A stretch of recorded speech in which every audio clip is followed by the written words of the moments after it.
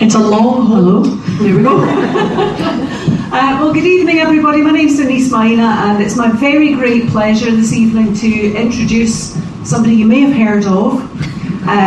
She's the presenter of the book programme on Radio Scotland. She's written 2 beautiful anthologies of Scots poetry. She's a Scots warrior, and she's a wee diamond. Would you welcome Len Pennie?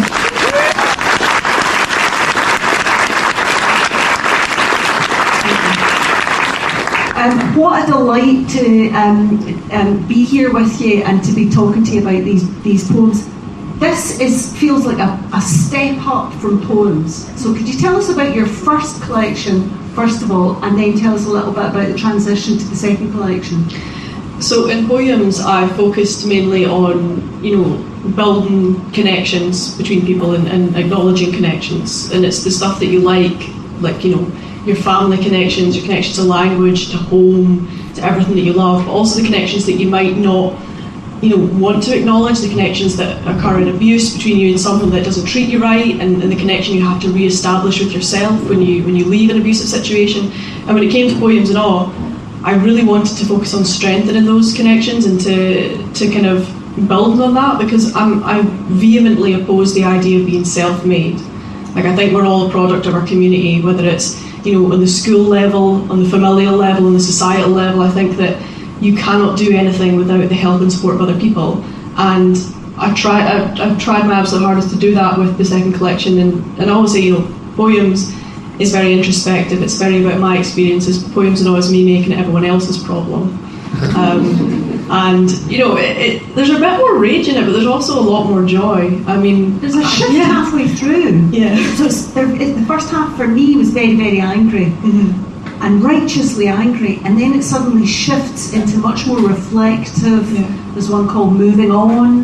I mean, it really actually goes somewhere. That was one of my problems with a lot of poetry collections, is it's just a bunch of stuff, but this actually has proper momentum. And how weird is it to come from the influencer space, promoting Scots language, engaging with people using Scots language, to going onto the page? Is that weird?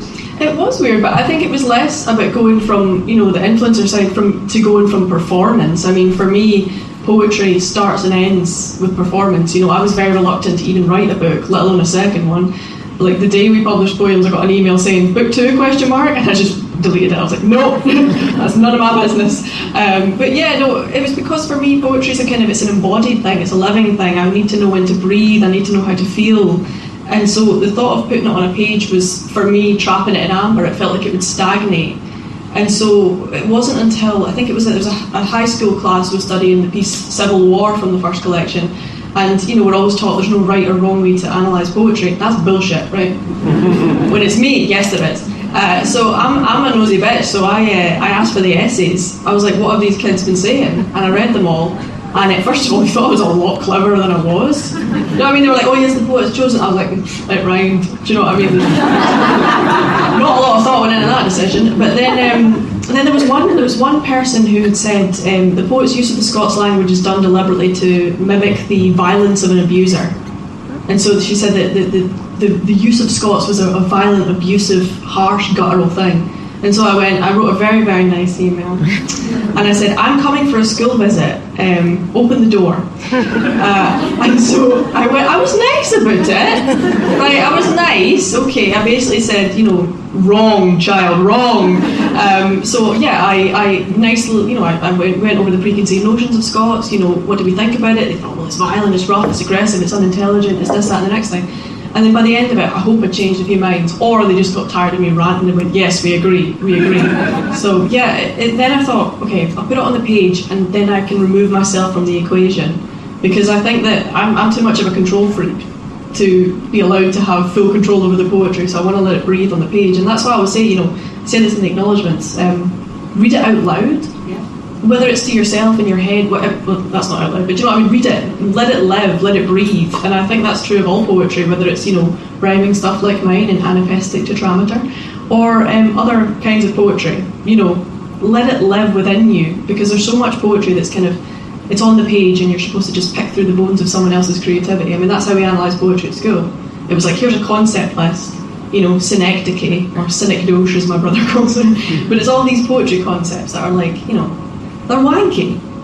I'm not supposed to say what I'm supposed to say, you know, highfalutin or, you know, they're wanky, right? And you think, how am I supposed to understand this? Yeah. And I was told, you're going to fail English. And I was like, well, that can't be right. So I sat and I tried hardest to like force myself into this mould of poetry. And then at uni, I kind of relaxed a bit, and I was studying poets who literally lived and died on what they wrote on the page. It was protest poetry that got me into poetry.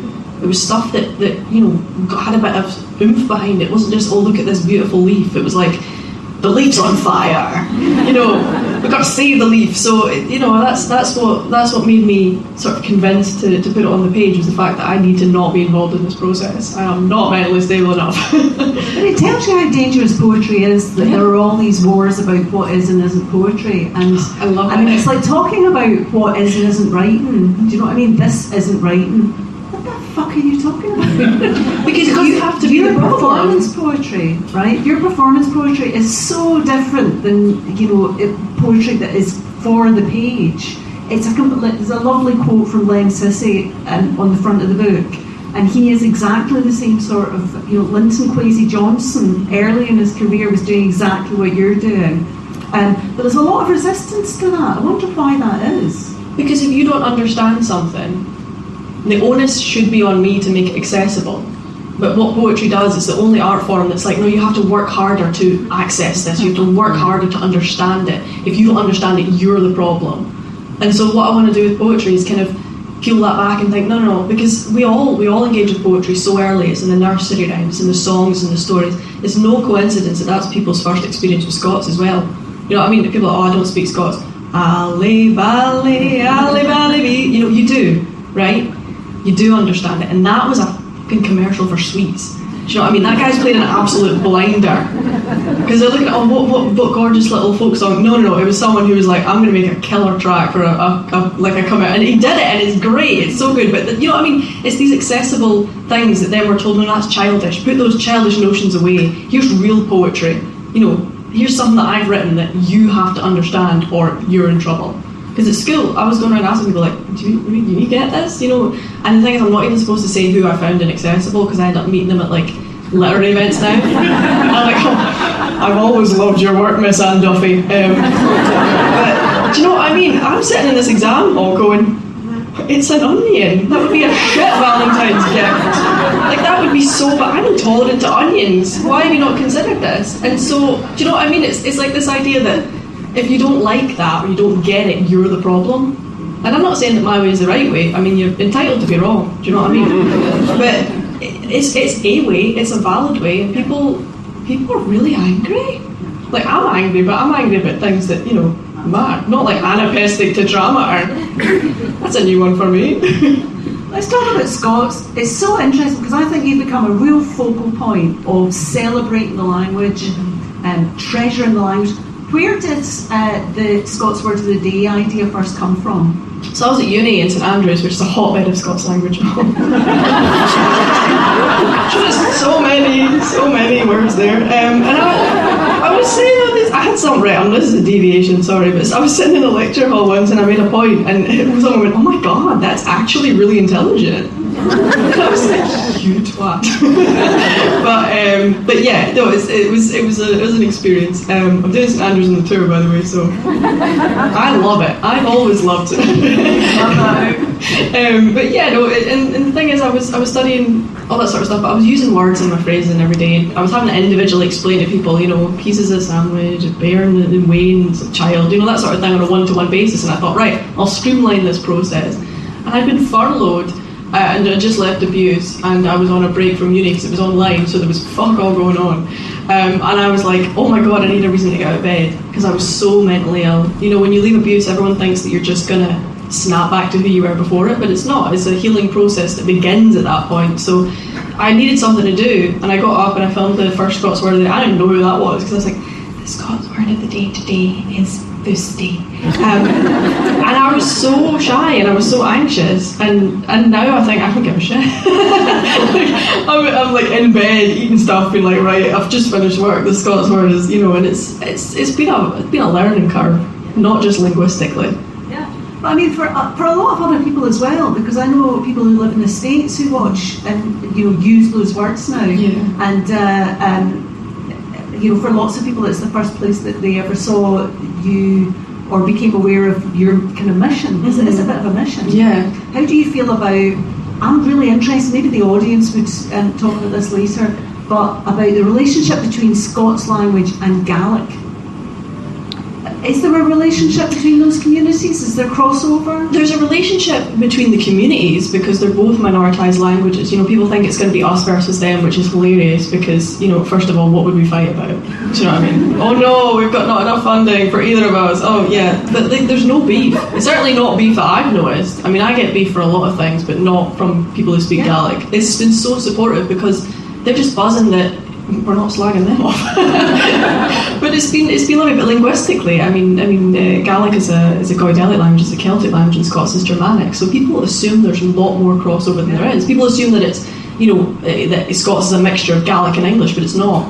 You'd be much more commonality between Irish and Gaelic than you would between Scots and Gaelic. But it's certainly, you see similar things as well when I go down to Wales, and this is the way the Welsh was treated is the same as the way Scots was treated. The Welsh are not. And then you go over to Ireland, and the same thing. It's a very well-learned pattern to eradicate language, and it's something that then the Scots went abroad and fucking repeated it on so many other cultures. Yeah. I mean, I wonder, was that a government thing to suppress the language, or was it a cultural thing? There's a 1946 document from the Scottish Education Authority that says that Scots is not the language of cultured or educated people anywhere. Which, look, I don't work for the government. You don't need more things to be angry about this week. That's it, I don't listen. Shall I read my questions? Yes, please. I've actually got questions. This is very disorganised. Right, so let's talk about this particular collection. Can you talk about the experience of writing works that a lot of them seem to be for performance and writing them down? Does that feel not just like an act of you taking control of them, but does it feel like a change in the way you use language? It's interesting because my writing process, everyone thinks there's like a quill involved and like a blouse and a writing desk, but I'm in my bed, I'm on my phone, I'm on my notes app, so it's a really kind of cyclical responsive process because I have to say it out loud to know what sounds right. Like it feels almost like a lyric sheet, if that makes sense. Like it feels like I've written down the words to a song, but there's no music. Well, there wasn't any music until last Wednesday. Ooh. We recorded an album. It's not a massive secret, but it was a 17-piece orchestra, so it's no big deal. It's fine. I shat myself, like genuinely, because the thing is, I've got my own internal rhythm, and so there was this amazing composition behind me, and I was like, but what's the rhythm? And then I was like, I can't rap it to an orchestra. So and then they were like, no, just forget the music's there, and I was like, but it's there. Like I can't. So yeah, there's an internal rhythm in my head, and so when I'm writing it on the page, it has to be something that I've read out loud, and that's when you get really, really anal about syllables, and you get, because a lot of the times when there's an inversion or something, or even like a wee linguistic thing, that's just something I find funny. Like I take the piss out of my poetry all the time because I think we should enjoy it. I think that enjoyment in poetry is something that's lost a lot of the times. It's like something to be endured. I don't know if you've seen that advert for Bourneville, not sponsored, but they're like, it should be enjoyed, not endured. And I think that poetry for a long time has been like, oh, this is so indecipherable, that must make it good. And it's like, no, enjoy it. Like, and people confuse accessibility with not being intelligent. People say I'm pretending to be thick. It's not an act. But you know what I mean? It's like, I think people forget that accessibility is not about removing anything. It's about allowing people to get a platform to all access something. And I've brought accessibility into all aspects of what I do. Even with the Scots word of the day, I say a verb or a doing word, an adjective or a describing word, and people say, oh, but I know these things. Like, you know them. A lot of people don't. Maybe they were off that day, maybe they didn't go to school, maybe, a lot of people in my audience have traumatic brain injury, strokes, any kind of issue that's making them have to relearn the language. And I want to make sure that and this is something I learned from my dad. He's a teacher, and a big part of his practice, I said pedagogical techniques in an interview, and it's like, that's so wanky. But you know what I mean? I picked up so many things from him, because one of the key things that he does in the classroom is differentiation. He makes sure that every child, no matter what their starting position is, they all have access to the lesson. Whether that's through simplification or over-explanation or repetition or consolidation, any of these techniques. And so I want to do that in my teaching materials, such as they are, to make sure that everyone feels that they can join the party, because there's no point for me if not everyone can enjoy something. I mean, I think accessibility is just good writing. Absolutely. For me, that's just good writing. Yeah. If you're writing for your tutor at Cambridge, what's the point? It's an audience of 5. Yeah. Do you know what I mean? But that's it. That's so interesting, because I do read your poems as musical, because they are very, very rhythmic. And is that because you perform them? Yeah, I mean, the first time I was on a stage was performing Robert Burns' poetry. I used to compete nationally. I was so popular. Oh my God, so many friends. But it's because there was this woman in my town who, she wasn't getting paid. She just loved poetry. She just loved Robert Burns, and she loved Scots. And once a week on a Wednesday, I'd go around her house and we'd learn a Burns poem. Then I'd do the competition circuit. And at the start, I was so nervous. I would shake. And then I found very quickly that if I walked about the stage, if an object's in motion, you can't see it shake. And the judges would be like, oh my God, she's owning the stage, such a presence. I'm like, can I get off the stage now? So yeah, anytime I won, I'd be really happy. When I lost, I'd go home to my mum and she'd go, oh, it's political, hen. It's political. I don't know what politics you think is happening in this local Burns scene, but yeah. And that's given me, I feel like that's given me such a chip on my shoulder. Anytime anything bad is said, I'm like, it's political. Yeah, that's what happens when you give your child too much reassurance. But and that's the idea, the rhyming couplets. I love that. I really want to draw on sort of an older poetry, Scots language style of writing poems, but also add in the stuff that I'm seeing on the slam stage, the real taboo pushing, stuff that we're not supposed to talk about. Some people hate the use of I in poetry, because we're supposed to be an omniscient wanker just looking down on the world. But I love bringing myself into my poetry because it's about me. And I think poets are quite selfish to start off with. Do you know what I mean? It's quite a selfish art form. But also when you bring yourself into it, you care. You care so much, and I think we need to care a lot about a lot of things, but also the work that we're doing. Yeah. And first-person experiential writing, why is that wrong? It makes no sense to say that there's a stratification if you're talking about things in the abstract, they're more valuable. You've written a poem in here called Haggis Gives Me the Boke. Been a lot of speaks very much about Robert Burns. Would you read it for us? Yes, of course. Because I'm going to ask you loads of questions and you're not actually going to get to read out any poetry, and that's, So as I say, I did a lot of Burns competitions, and they'd always invite you to the supper, and I used to have an underhand haggis deal, because I'd slide the haggis onto someone else's plate and they'd give me extra tatties. And the thing is, I've never had it. It's not even I've tried, I don't like it. I've got nothing against offal. I know it's eaten across the world. It just gives me the book. I don't know what it is about it. And it smells lovely. Just the concept. It looks like fusty mints. Have the vegetarian one. It's absolutely mint. I'm intolerant to onions. Caroline, don't have that. I'm on learn mysel a poem. I don't think I can. It's hour-long and complex, and we screed it by a man. He come for air and gied a share of poems, sangs and prose. His birthday was the 25th, a date that everybody knows. My mammy cries in Rabbi, and he's long since passed away. And even though his stuff's quite good and awfully hard to say, I'm going to learn his poesy and try to say it right. So I'll can stand upon that stage on January night. The poem's no the hardest bit. I think that'll be fine. The problem that I'm haying will come round at dinner time. It gives me great to see the meat just sitting in my bowl, because you see the haggis is the thing I can't throw. I didn't ken how Rabbi Burns decided on that dish, and how he can't just hae mince or stovies, pie or fish. I ta'en a keek at the wee piece of screeve it the meal, and I mun say I think he seems an awful silly chiel. Imagine everybody else decided that's what guests deserve. One thing on the menu, that's all they're going to serve. So, though I write raps poems, and when they hear them to the man, variety's the spicy life, I'm wanting more to scran. So one day, if my poems earn me critical acclaim, and they name a special nicht for me and cry it by my name, I'm only screeve in my will a special wee condition. Just serve what everybody likes to scran, to damn with your tradition.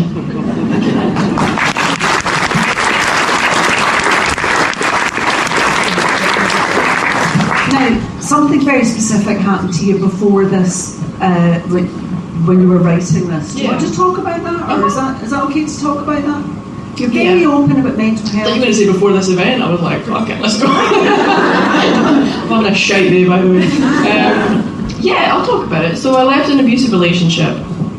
It was very difficult. I was very young when I got into it, and very young when I got out of it, but I felt very old because it aged. Someone put in an article recently, she's very young, but trauma has put years on her. And I was like, I hope you mean mentally. I'm looking great. No, it was difficult. It was really hard, and it was such a long time it took. I mean, from report to conclusion, it took 4 years to even see the inside of a court. And there was a not guilty plea all the way through, and then on the day after 4 years, pled guilty. So we got all the benefits and none of the consequences. So it was difficult. And all, in that time, I still had to keep living for 4 years. I had to graduate from St Andrews. I had to fall in love. I didn't have to fall in love. That was a choice, thank you. I had to get jobs, I had to work, I had to live a life, I had to go out, I had to see people. It's difficult when you, as I say, when you leave abuse, you think, I'm going to be okay now. And you have to make yourself okay. And a lot of that was, as I say, building the connections, coming home to my family, leaning on them, accepting help that I didn't think I deserved, going to Women's Aid and saying, this is abuse, and then going, it's abuse, gal. Doing all this sort of stuff, being online, that was a new level of experience that I hadn't even considered. So there was so much, and it's taught me a lot. But one of the things it's taught me, the main thing is, when you experience abuse, you feel so alone, you feel so special, and you feel like what's happening to you is happening because of who you are and what you've done. You feel that you've caused it to happen, that there's something that you've incited or that you've instigated. But it's got really nothing to do with you, and that's why it's been so nice to get out and talk to people, because the more people that I talk to, the more people that I share their stories. My favourite part of an event is the signing queue. I'll see you all later. You don't have to buy a book, but I like it if you do. Because I get to talk to people, get to hear their stories, and you realise, oh my God, this has nothing to do with us. This has nothing to do with me. It's not my fault. It has nothing to do with who I am and what I have done in my life. This is a pattern. This is a very, very practiced. It's like the eradication of a language. It happens all across the world. It happens in every socioeconomic background. It happens in every religion, every culture, every country. It does not discriminate. And so for me, this has been a massive learning curve for so many things, but mainly just teaching me that it wasn't my fault. And did it feel freeing in your writing to be able to, there's a beautiful poem, that sounds stupid saying that, there's a really lovely poem about femicide and about the universality of femicide. Did it feel freeing to be able to openly talk about those things that you were talking about in quite covert ways in poems? I'm glad you picked up on that because, so Poyums launched through no fault of anyone's. Publishing, you plan things a long time in advance, and you can't plan the conclusion of a court case because, as I say, it kept getting postponed on the day. It coincided, the launch of the book. I'm so glad this one's been so drama-free. But the launch of Poyums coincided with the termination of the trial, so I couldn't claim to be a survivor of domestic abuse. I couldn't claim to have experienced abuse. I couldn't claim any of these things. So there's no direct reference to me experiencing abuse. So it felt freeing when the second book was being written to actually say, no, hold on, this did happen to me, and I'm going to talk about it. Because I couldn't even say, because if the court had gone the other way, do you know what I mean? If it had been not proven at that time, which was still a thing, it's been abolished a couple of days ago, or it had been not guilty, I would have cancelled the book because I wouldn't even have wanted to imply that I've been abused. Poyums Annaw, you would have cancelled. Poyums, the case came out for Poyums. It came out just as we were about to launch. If it had gone the other way, I wouldn't have launched Poyums because I couldn't have even taken the risk of defamation, or because we live in a culture now where it's like retaliation. It's not just I'm not guilty, I'm going to leave it there. It's now I'm out for blood. So I would have launched it. And what do you feel about, quite often when people come out and say, this happened to me, they're immediately accused of adopting a victim stance. Mm-hmm. How does that, there are poems in this collection about that, how does that make you feel? I hate that we live in a world where being a victim is a pejorative. Having experienced something is a pejorative. Also, If you look at the style guide from Women's Aid or any of these, the journalists should not ever use the word victim unless someone has been killed. They should use survivor, because that is the language of empowerment. To call someone a victim, and it's fine if you want to call yourself one, because that's a reclamation, but if you were attributing that label to someone, you are ascribing victimhood to them. So I find it very difficult. Also, there's, I cover a lot in the second collection, this idea of the perfect victim, because we hold people up to such incredible standards, and you see that when someone gets killed. What was she wearing? What was she doing? Why was she doing that? Oh, well then it makes sense that she was, and that's the logical conclusion. That's the bit they don't say, is, well, she shouldn't be doing that then, should she? And we see time and time again, it doesn't matter what we do, it doesn't matter what we wear. They did an exhibit called What Was She Wearing? There were baby grows in it. There was hijabs, there was all sorts, there was every spectrum, every wardrobe you could have, every item you could choose. And it was, what were you wearing at the time when you were sexually assaulted? There is nothing that you can do to mitigate someone else's actions.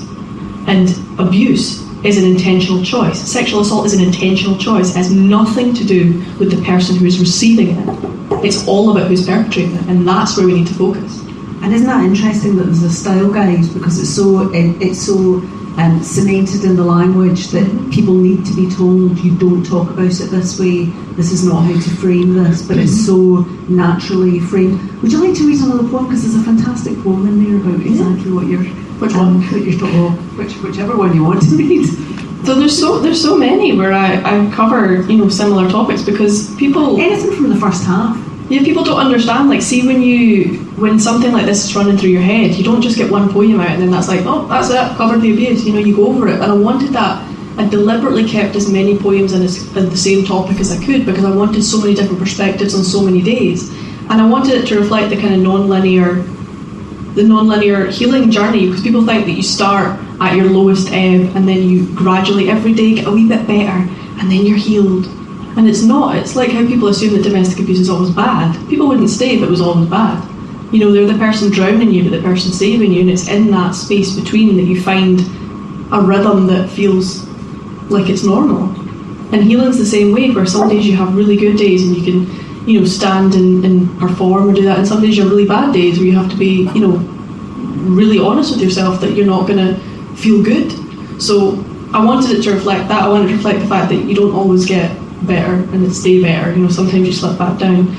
I'm trying very hard to find the right poem here, because there's so many that I would love to do, but I think I'll go with what do you think? So there's so many that if I tell you what it's about, it will be defamation. So I'm trying very hard. Should I do If You Don't Want Killed? That's 98, and that builds on, I don't know if anyone's read the first collection, but that builds on the Perfect Victim that I did last time. And also, linguistically speaking, If You Don't Want Past Participle is a Scottish thing, which I found very, very interesting when my English editor said, is that grammatically correct? And I went, aye? Is it no? Apparently it's not, but it's in the book. If you don't want killed, don't agitate the men who see fit to negate the law, your wishes and consent. If you don't want raped, you should have spent your days in chastened isolation, away from any situation within which the danger lies, or from which it might yet arise. If you don't want stalked, just stay inside. Don't wound the ego, hurt the pride of those who want to cause you pain. If it happens to you, don't complain. If you didn't heed each sage advice, what happens to you is the price of any deviation that increase the risk of which you're at. I don't want killed. I don't want stalked. I don't want blamed for where I walked or how I looked or what I said. I don't think she should end up dead for living life so she's fulfilled, then told she wanted to be killed. If you don't want her, don't trust bad men, they tell us time and time again, and somehow we're supposed to learn preemptive methods to discern the nice from evil, bad from good, the way that any victim should. Then tears and pain they can dismiss. You're hurt. I guess you wanted this. Thank you.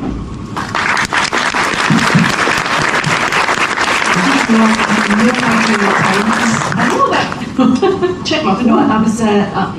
20 to 8. That's a good time. It's like when I would be here for a minute. I don't have kids, and when everyone tells me their kid's age, I'm like, that's a good age. That's a good age. So like, I don't know. Give it 10 years, we'll be adding an oh, that's a good age. You'll remember that fondly 10 years time. Right, listen, we don't have a roving mic, so I've got questions from the audience, or questions that were emailed in. I didn't really listen. I'm afraid I didn't read to the end of the email, but you get the gist of the thing. So they've given me these questions to ask, and this is from people who are here. A lot of people of a certain age were taught to use English rather than Scots, though thankfully that seems to have improved somewhat. Can you tell us if this was something you experienced during your education, and do you feel like this lack of valuing our language is something that's improving within Scotland? I think I definitely experienced some of that during my education, but I at home had very, very strong pushback. Like I'd come back to my mum, you've been teaching me slang, and she'd be like, that's no slang. That's like a Scots word. Like that as well, that's how she speaks. Is your mum a sailor? I fear she may have been in a past life, but she sounds amazing. She's great. She was there last night. I did I'm not having children to her, and we were both crying. It was terrible. And I kept having to like deviate and go, my mum raised me really well. I lie in anecdotes sometimes. I'm sorry, mother. It's the truth. But yeah, so at school, yeah, but then also I think now it is changing, but it's also kind of still a postcode lottery. Like a lot of the times it'll be a teacher who's really keen, or there's loads of grannies that come into schools and do Scots language lessons, and I think we should have government subsidised grannies, because these women are giving up their labour for free. Like pay these people, and it's like, you go up to Aberdeen, there's great Scots language provision there. You'll even go to Glasgow, they'll be great there. But then you go at other places that aren't, really embedded in the culture and the language, and maybe they don't. And there's resources for teachers to learn how to teach Scots that are free. And it's about wanting to help. It's about feeling like a lot of teachers feel like they don't have permission to teach Scots because they themselves are a Scots speaker, but they've never really learned the grammar or the reasons why they know things. They'll know that we say the now, but they won't know why they put the definitive article before certain things in Scots and not in English. The hospital, the school, I'm going to my bed, I'm going to get my dinner. It's like these things that we do that we don't know why we do them. So I think it's about education, it's about accessibility, but it's also about just relaxing. Like it's fine. You don't have to be perfect. And so many people who teach English don't do it perfectly. I think we need to stop holding ourselves up to this paradigm of perfection. Yeah. What's your favourite Scottish word? Right, I would have said boke until I would always say boke. It's great. It's onomatopoeic boke. It means to vomit if you're not okay with boke. But it's actually spliff, and it's always been spliff, and that's because I have a very, very distinct memory. Like most people, I associate Scots with the home, with my grandparents, with my family. We lived in the same house. It was great. A lot of arguments, but it was great. And one of the things that I associate most strongly with Scots language is sitting on my papa's knee, and I was a very, very pernickety Wayne, and I wouldn't eat apples with the peel on. And he only had one thumb, and he'd get a knife and he'd peel the whole apple in one. He wouldn't break the peel, and I used to think, this is fucking wizardry. How are you doing this with one thumb? But he'd do it, and he'd hold the peel up, and he'd be like, I've done it again. And then he would sit, and spliff means to thinly slice or peel something, and he would sit and spliff the apple, thin slices, and he would sit and hand feed me it. And first of all, that's given me such an ego. You know what I mean? That's taught, but it's also taught me, people will make the world accessible to you if they care about you. Like he saw that child who would not eat an apple with the skin on, instead of going, oh, that's a fussy way, I'm not going to do it. He would be like, no, I'm going to spend 45 minutes feeding you this fucking apple. So it's like, I wrote a piece in the new collection called Spliff because it's such a distinct memory, and he's not here anymore. Neither of my papas are here. One of my nannies is not here, and it sucks balls. Do you know what I mean? When someone dies, it's like, oh, you get all the platitudes, and no one ever just goes, fuck, this is awful, this is shit. I think that there was I don't know if this is sectarian, so bear with me, but someone said that Catholics miss, they think about their loved ones when things go bad, and Protestants think about their loved ones when things go good, that they miss. Like my papa didn't see any of the poems, none of the poems. They didn't see a single Scots word of the day. They didn't see a single anything I was doing. You know, I hadn't even graduated high school. I was still on Caroline Duffy. That was that era. So I was like, I fucking hate Poyums. So they saw that version of me. They never saw this. They never saw how confident I was. Thankfully, they never saw me being abused. But they never saw any of the good stuff either. So I feel like I miss them so much, and I write about grief a lot because I think that it's something that we don't talk about because it's icky and horrible and it feels bad and we don't want to dwell on it. But I think creativity is a way to get past that, because I think it's okay sometimes to go, God, we would have fucking loved this. They would have thought this was great crack. And when it took us a long time to actually, you know, come to terms with the fact that they died and get a headstone, things like that. And I wrote a piece for their headstone because I wanted them to be remembered in death as they were in life, which was this fucking great Scots speakers. You know, I wrote a piece. It was the anniversary of the Dunblane Massacre, and I wrote a piece in Scots, like a memorial piece, and I got so many comments saying, "We don't need your shtick on this day. Like, give it a rest for one day." And I thought, why can't we grieve in Scots? Like, why is that reserved for the comedic or the funny, or to be laughed at, or to be the butt of the joke? Why can't we have all the full spectrum of human emotion in the Scots language? Because there's a lot of ways to go to therapy and they'll code switch out of Scots and in English because they feel like they can only talk about their feelings properly. And I want to be able to talk about the full gamut, the full spectrum of human emotion in whatever language you want. And for me, that's Scots. So for me, it's a grieving language, it's a loving language, it's a fighting language. But it's a natural way for us to speak, and I think we should be able to express whatever we feel. This is probably a question you get asked all the time. Do you have a favourite phrase at the moment? My favourite words are usually fancle and or clatchy, but do you have a favourite phrase? He's peace. He's fucking peace, man. Have you heard this one? Like that's bilingual. Yeah, I wrote a piece in the book called Geese Peace because it's like I say that all the fucking time. I'm like, Geese Peace, like genuinely, I am hungry for a sandwich right now. That's a little pun there. I didn't get the reaction it deserved, by the way. Right?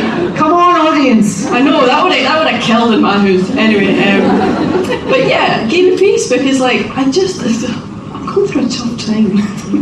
You're doing brilliant. Can we have a wee round of applause for Len? Yeah, give me a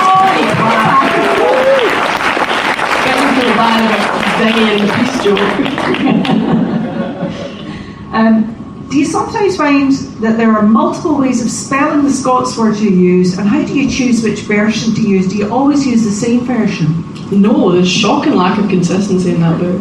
See, when you reread something, you're like, fuck. But no, there's no standardised orthography in Scots. That's why it's great, because see, when you go into schools and you dismantle the hierarchy of language and you say it's all made up, none of the rules are real, and you can see the teacher in the corner and go, no! Then you can dismantle all of the hierarchies because we made them all up.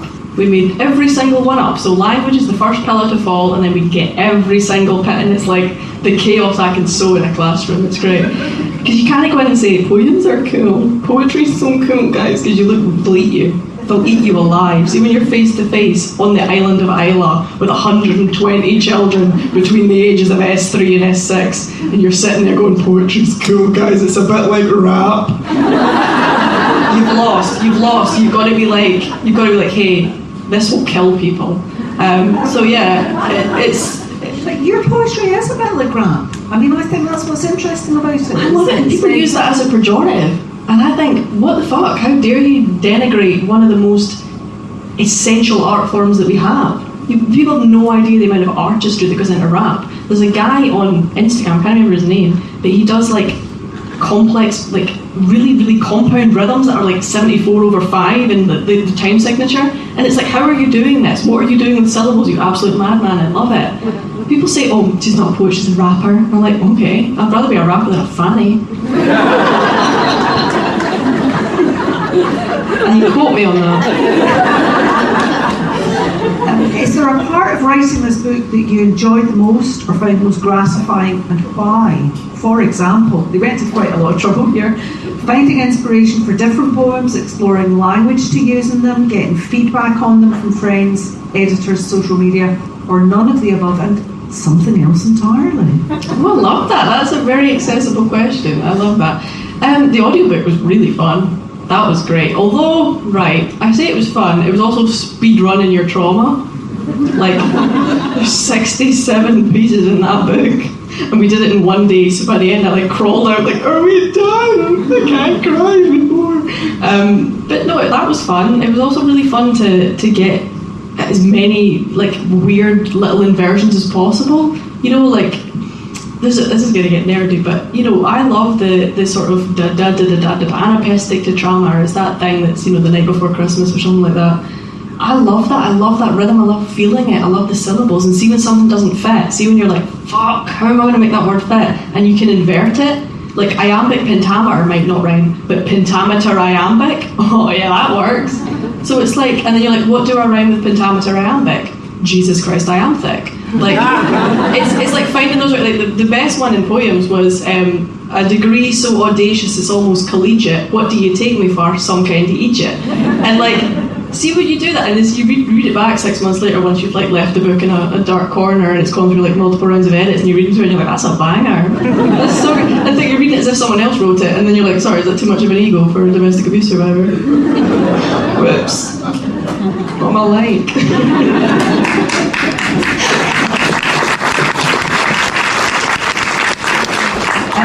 Do you have any advice for aspiring poets when it comes to getting that publishing deal? What publishing? My publishing deal? I've got it. No, you don't have it mine. Write a shite poem. That's what I only give Wayne's one piece of writing advice, because who am I to give someone advice on writing poetry, clearly. But write a shite poem, because the blank page is what holds you back. And the thing is, people have such fear. They're like, what if my friends don't like it? Well, then you're not your friends. They make you feel bad for someone you're proud of, they're not your pals. But also, if you write a shite poem and you've succeeded, tick, well done, excellent. But there's not one child across multiple classes, across the whole country, and some down south, that has ever come back to me with anything shite. I say bad when I'm in classrooms, by the way. If you want a class visit, I'm not going to say shite, but I'll say shite because we're all friends. But they haven't done it. One of them was like, well, so what I've done is and she was really taking it to heart. She said, I will do it, I will. She wrote a poem, ripped it up, threw it in the air, and then picked up different words, and the words that she picked up were the order of the poem. I was like, first of all, that's going in the Tate Modern one day, like, you're going places then. But also, that's fucking incredible at 10. That's wild. But no one's ever come back to me with anything that doesn't have merit. Because, it doesn't rhyme. Okay, that's fine. Did you express emotion and choose, like, your words intentionally? Then that's a poem. People get so hung up on what is and isn't poetry that they forget that we're just meant to be here to have fun. We own language. We do. We fucking own language. I'm sorry for swearing. Are we not allowed to swear? I wonder if you would read this poem for me, and I think the rest of you might enjoy it as well. Oh, bilingualism. Oh. This is a really fucking hard one to read, by the way. Yeah, no, right. I was like, I really hope it's a banger. I was like, I really hope you're not going to give me fucking bilingualism, right? Basically, the concept of bilingualism, it's one line in Scots and then one line in English. So you have to switch languages between lines. I'm going to see how this goes, because I haven't done this since the audiobook, and it took me like 18 tries. Two distinct entities dance in my brain. The hinds were all ken we were telt as away. Exploring hybridity, switching with speed. Fankle up in my gob, they twa hofsy I'll lead. A linguistic dichotomy fights to get through. Brange and rune, I'll caet in my heed like a grew. Possessing my tongue and emerging unbidden. I carry on fankle this mocket wee midden. Inextricably linked, neither one takes the lead. A wee pochily word stap at foo in my heed. Each living in fear that the other upstages. Their life in my heed for to bide on the pages, switching from too explicit to overly vague. I hate twa leads to folly, my brain's wee vague. One language must hide, lest the other besiege it. A gie is my word, that I'm only an Egypt. So hard, my God. What's next for you, work-wise? Bed, sorry, what? Work and bed, and maybe a bit of peace. You're clearly looking for a sandwich. What are you working on at the moment? I have a job now. I've got a real job. I do the Arts Mix on BBC Radio Scotland. It's the best fun ever. Like, it's so nice. It feels almost like, I've never been a wedding photographer, but it feels a bit like that, where I meet people on the happiest day of their lives. because it's their publication day, it's their film premiere day, or it's the day that their community project, the tapestry in Dundee, gets finished, and I get to meet people who are making things and they care about it. Do you know what I mean? They care about it. I've had people on the show that it's they're 80 years old and it's a retrospective look at their career. I've had someone's first radio play of their first song, and you just sit there and you think, I love you and I love what you're doing. I've had you on the show. You bring that energy, honestly. Such a nerd. You bring that energy to it. But the minute you walk into that studio, you feel like, oh my God, you've read the book, you've understood the book, and you're pleased to be here. This is not a side hustle for you. No, this is I'm hustling. I love it because it doesn't feel like a job. It doesn't feel like a job. Not that I'd do it for free, mind you. Because they'll get you to do it. If you do it for free, you'll get it today for free for all times. But I read the book. It takes me ages. It'll take me 18 hours for an 8-minute interview. But I want to ask you on page 55 why you killed that man. You know, I don't want to go, how does it feel to release a book? Because it feels fucking great most of the time. And you know, how did that review make you feel? Make you feel fucking great most of the time. But you know, it's really good to love what you do. And I think it's true. People say, you know, it's a cliche, you'll never work a day in your life. It's hard work. It's really hard work, but I love it. And I love that people are falling in love with the arts in Scotland because we've got some fucking great artists. We make the best art, and I'm biased a wee bit, but I also have loads of English people on the show. And they're also making great art, so it's the UK and across the world, right? The world's making great art right now, okay? There's not a single fucking... And also, anyone on the International Space Station wants to come on the Arts Mix, they can, okay? Anyone, any planet, I'll have anybody on. But we're just doing such great things, and it's so nice to feel proud, because I think in Scotland, there's this tendency to be like, well, we're shit. And when you're a woman, there's also a tendency to be like, well, I'm shit. But I love it when people are like, no, I did this thing, it's fucking great, I'm proud of it. And I'm like, I'm proud of you too. But I think you're too unsettled to only channel other people's work. Oh, I'm writing. You are right. So what are you writing? Look, that'll be fun. Come on. Look, put it this way, okay? There's a lot going on that I've got to respond to, and I'll be responding to it poetically because that's how I express myself. So we've got another collection to look forward to. I'm shattered. Let me live. I know. But I genuinely want to know what it is you're working on, because I think it's such an interesting project, and I think you're bringing so many. The fact that you're a bilingual poet who also speaks Spanish. Allegedly. Well, you've got a degree in it. Did you get a master's in it? I got an MA, which is a bachelor's degree. Right. Okay. I'm just wanky as fuck, so they don't call it an undergraduate; they call it a Master of the Arts, but it's fine. But you know, the fact that you're a bilingual poet who's bringing people to the language, validating the language at the centre of a community, I think that is so important what you're doing, and I think everybody here is here because they appreciate what you're doing. Do you? Yes. I can't hear you. Mentally, you guys are like, no, fuck you. I thought this was Zumba. Well, ladies and gentlemen, you're going to be able to buy a copy of this book, Poyums Annaw, and you're going to be able to get it signed. And I know that Len is a very nosy person, so if you're not buying a book and you've got a fuck off story to tell her, please queue up and tell her, because she loves that shit. I do, I'm such a nosy bitch. Ladies and gentlemen, will you join me in thanking the amazing Len Pennie?